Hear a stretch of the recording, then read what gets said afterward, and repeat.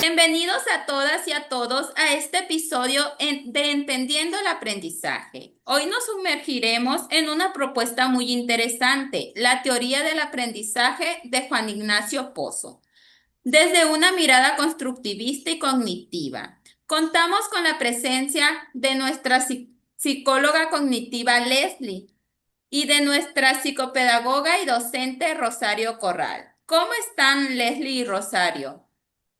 Muy bien, Itzel, con ganas de explorar ese tema tan necesario para quienes nos dedicamos a la educación.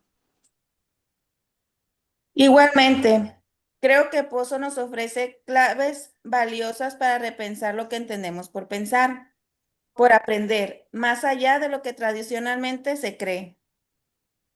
Comencemos con lo básico. ¿Qué significa realmente aprender según Juan Ignacio Pozo?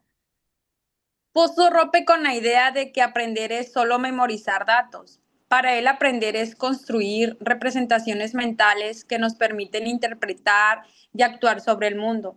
Por ejemplo, un niño que memoriza que 2 más 2 es igual a 4 no necesariamente ha aprendido el concepto de suma, pero si ese niño puede usar palitos, contar con manzanas y entender que sumar es juntar cantidades, ahí ha construido un conocimiento real.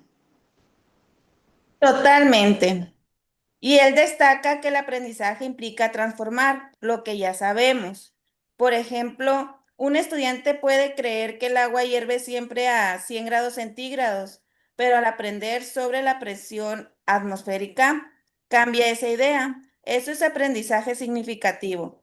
Reorganizar lo que sabíamos para hacerlo más complejo y funcional. Muy bien. Ahora continuaremos con los tipos de conocimientos. En el artículo Pozo habla de 3 tipos de conocimiento: declarativo, procedimental y condicional. ¿Podemos explicarlos con ejemplos? Claro, el conocimiento declarativo es saber qué. Por ejemplo, saber que la fotosíntesis es el proceso por el cual las plantas producen su alimento. Es información.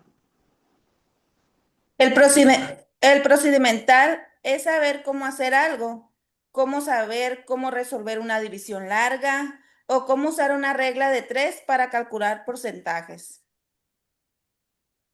Y el condicional es saber cuándo y por qué usar ese conocimiento. Por ejemplo, un estudiante que sabe resolver fracciones también necesita saber cuándo aplicar eso en una receta de cocina o en una compra. Si sabe cuándo aplicarlo, ese conocimiento queda aislado. Si no sabe cómo aplicarlo. Otro concepto interesante en los niveles son los niveles de representación. ¿Cómo se relacionan con el aprendizaje? Pozo retoma las ideas de Brunner y menciona 3 niveles. El en activo, que es activo, cuando el conocimiento se expresa mediante la acción. Por ejemplo, un niño que aprende a montar bicicleta lo hace probando, cayéndose, ajustando el equilibrio. Y el icónico, o sea, que es el visual, cuando se representa la información mediante imágenes. Por ejemplo, usar un diagrama para entender el sistema digestivo, y el simbólico, que es el abstracto, cuando se usan símbolos y lenguajes como leer una forma matemática o expresar teóricamente un fenómeno físico. Y lo interesante es que los 3 niveles coexisten, pero en la escuela a veces se privilegia solo el simbólico, dejando al lado la experimentación o lo visual. Esto puede dificultar el aprendizaje para muchos estudiantes. Continuamos con una pregunta muy interesante. ¿Qué lugar ocupa el docente en esta teoría del aprendizaje? Pozo es claro. El docente no debe de ser solo transmisor de contenidos, sino un mediador del aprendizaje. Tiene que crear ambientes donde los alumnos puedan pensar, cuestionar y reflexionar.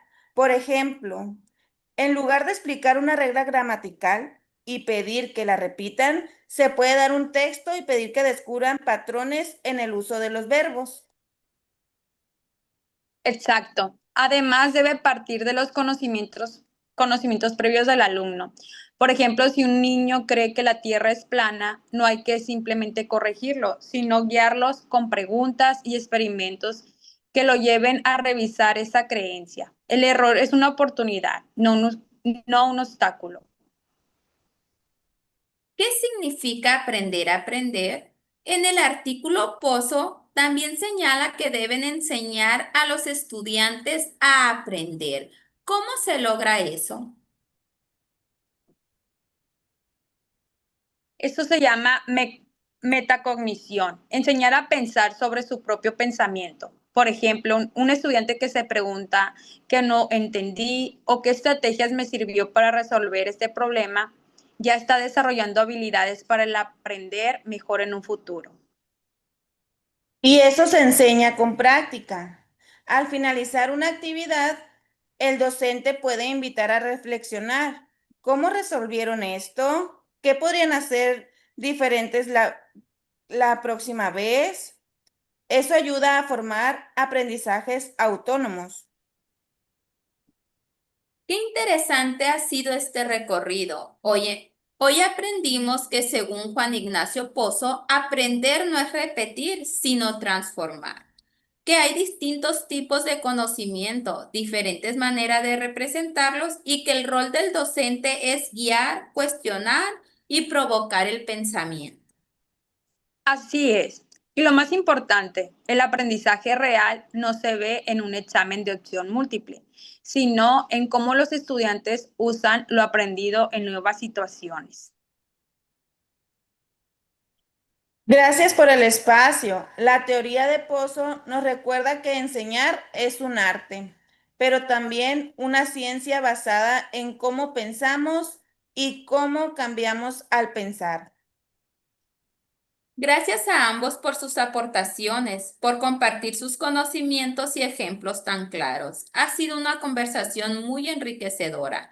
También gracias a quienes nos escuchan por acompañarnos en este espacio de reflexión educativa. Hasta pronto.